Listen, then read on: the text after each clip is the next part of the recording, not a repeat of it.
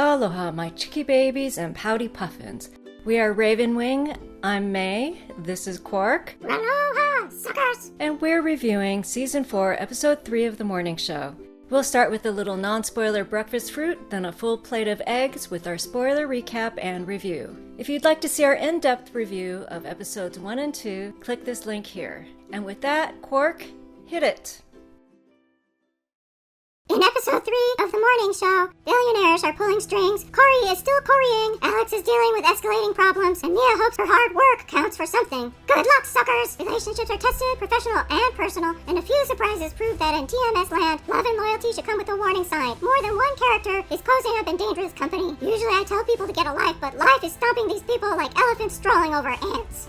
And hey, if you're enjoying the ride with us, don't forget to show some love with a like, comment, or even subscribing. It helps give our new channel some legs. And we both want to know what you think of this episode. Now, onward to our spoiler recap. The following content contains a boatload of spoilers. You've been warned.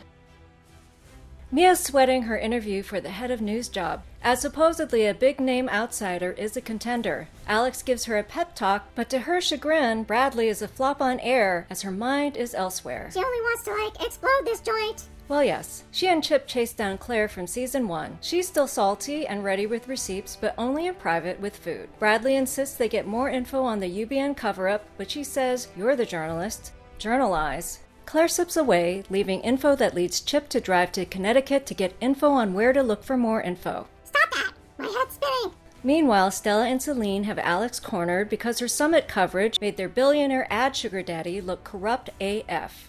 Stella floats Corey's deal as a fix to Celine, and Corey, of course, hints to Celine that Stella is up to no good as a quid pro quo. Celine uses this info to pressure Stella into hiring Ben as head of news, even though he has no news experience and knows F all about the staff. Stella knows she's been played by Corey and has to agree. When she tells Mia, she's rightfully outraged and quits. Their long friendship, crushed.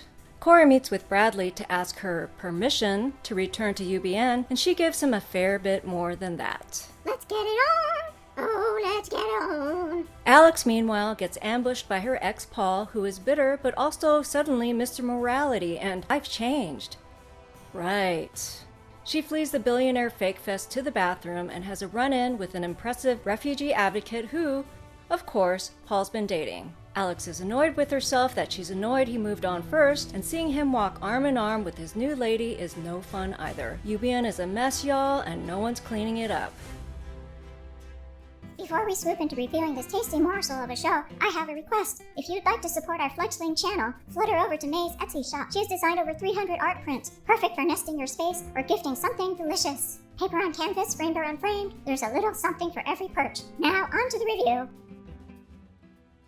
Season 4, Episode 3 proves UBN no nay never plays fair. Mia deserves this job. She's been busting her butt for years, waiting on Stella's promises, sweating through her big interview only to get burned by Corey's blackmail plot and Celine's perhaps bigoted bias. Which is why I find this to be not so surprising. This is typical corporate America. Office politics win over hard work any day. The UBN House of Cards lost a major support wall, but do they even care?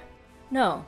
They're the elephants, and normal working stiffs better scoot or get crushed. Bradley and Chip's unraveling of the cover-up is finding traction, which I have a feeling will also be used down the line to save the day. Bradley and Corey are being super cute, staring into each other's eyes and holding hands, but how long will this last when she inevitably finds out how he finagled his return? She's cuddling with a viper, and his bite is venomous. Snakes, so mesmerizing, then rock! Their hookup was a little bit surprising, but not that much. They have built a chemistry over the years. I could totally tell that the refugee advocate was gonna be Paul's new thing. Why else have a random bathroom meetup?